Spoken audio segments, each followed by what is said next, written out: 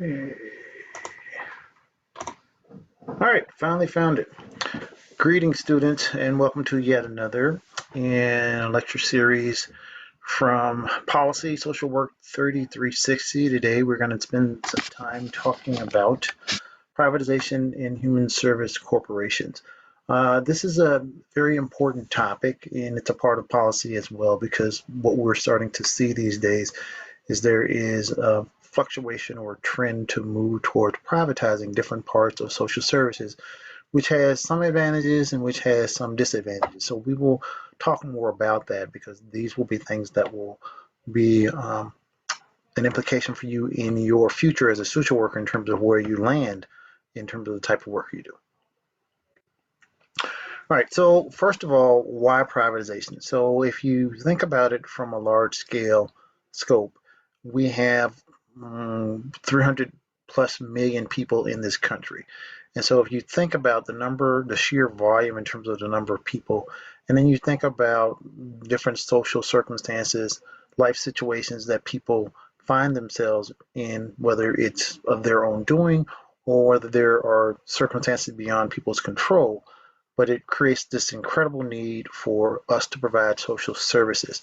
The government has taken a role in terms of looking at some aspects of human well-being in our country and has actually decided to fund that. So there are a number of different agencies that you may be familiar with, that are governmental at state, county, city, and federal levels that provide social services. But then there's also this growing sector of private corporations that are doing it, as well as nonprofits, and we'll talk a bit more about that. So basically, why? It appears that there's some dissatisfaction in government social service delivery, and an increased reliance on private sector to finance these particular endeavors. The ideology behind it is that the private sector is more efficient than the public sector. And as a result of that, there are a lot of larger agencies that are governmental that contract services out, social services out, to a variety of different organizations, individuals, and nonprofit and voluntary organizations in the community. So, having come from government in terms of a good bulk of my work history, there are some accuracies there. Government is really, really slow in terms of moving forward with keeping up with the times and things of that particular nature. And so there is some legitimacy to that argument that sometimes private outside organizations who can just focus on this one thing and one thing only will probably do a better job. So when we think about privatization, it's been around since Lyndon Johnson. Some of these agencies are some good examples of philanthropic and voluntary and nonprofit agencies that exist, and they're pretty much nationwide. Most of them, they have a tax exempt status, which means they don't pay tax, but they also don't do profit. And we'll talk about that in another video coming up here shortly. So again, it's a for-profit corporate sector. There are some social justice pieces that are tied to that. So the AFL-CIO and NAACP, and now another organizations, who are responsible for looking at various aspects of social justice, also have to work with these agencies to make sure that they are representing the interests of all of our constituents. And marginalized communities tend to not be as accessible to mainstream services, and so their job is to try to right that. Now, the warning here is that corporations are in business for a profit. And so when you start to think about that, then it could have an impact in terms of how much service they provide or what the quality of the service is if the bottom line is that we're trying to make a buck. So something just to think about. Commercialization, preferential selection, so how these organizations are actually chosen, cost effectiveness. There's been some research here, as you can see in this last bullet, that the Institute of Medicine at the National Academy of Science did some research and said there was no evidence to support the common belief that investor-owned organizations were less costly or more efficient than nonprofits. So, that's just one aspect or one particular result of one study.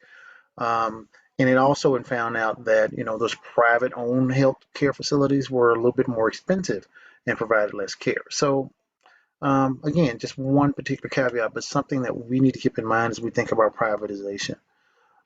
This whole piece of obligation is the control of the market by a few providers, reducing competition and also buying their competitors. So we live in a capitalist country. Their job is to be capitalist and make money. And so, we see oftentimes in the stock market and in other areas of finance that agencies are bought, taken over, hostile takeover. Sometimes it's mutual, the whole nine yards. Some examples here are HMOs, health maintenance organizations, and long-term care facilities. Um, but again, when we start to look at that whole corporate control piece, you still run into the same issues as it relates to just kind of quality of services versus profit line. And these agencies often have a board of directors. They may even have shareholders if they're a private corporation as well.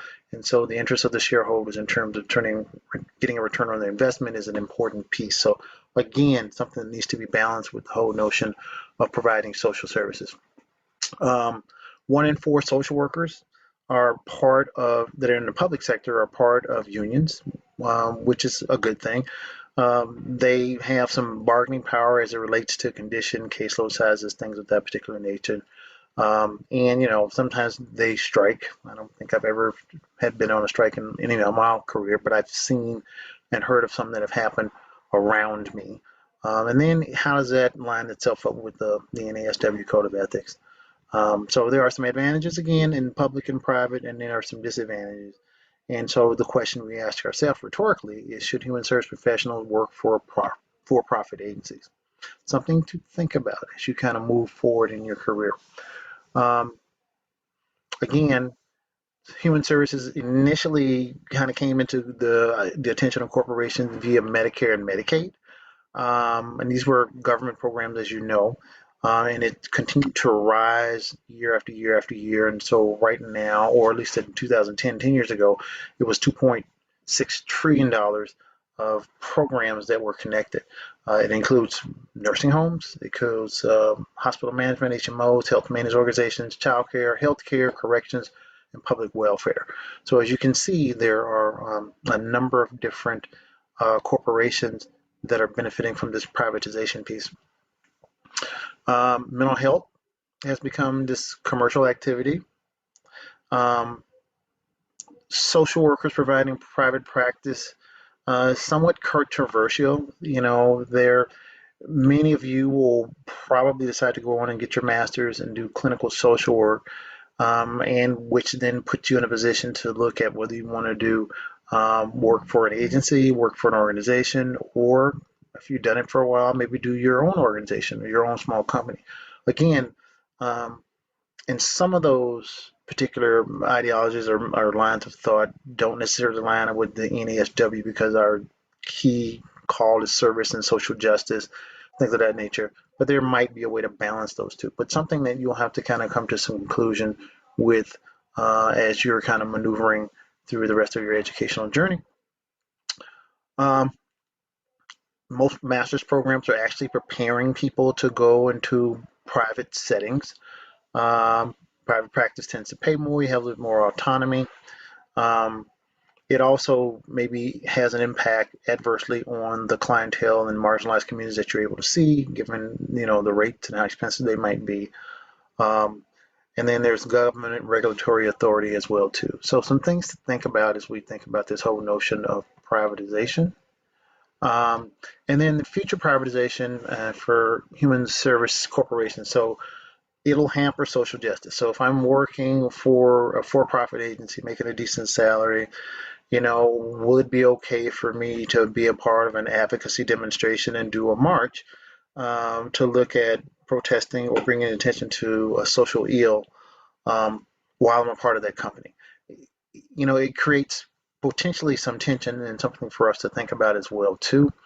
Um, the traditional setting to limit professional providers the opportunity to maintain their direct service skills, to continue to do pieces as opposed to what the organization says is important for you to do. Life work balance. Human services just doesn't, it has been slow overall to embrace corporations. They may offer greater organizational flexibility. Um, the role of government and voluntary and corporate section delivery. These are all things that are going to be an interesting dynamic because, as you can see, just kind of from your readings and what we've been talking about, the social services happens in one of these three veins. It's either through government, it's through voluntary nonprofit agencies, or the corporate sector. And so sometimes there's a balance, sometimes all of them are needed, sometimes none of them are needed. So that pretty much brings to a conclusion my short lecture in terms of the importance or the implications of privatization as a human service or as social workers. So I implore you to do your readings and to work on your reading assignments. And if there are questions that you have, take notes and write those questions so that we can talk about those when we're doing our Zoom lab meetings. Take care.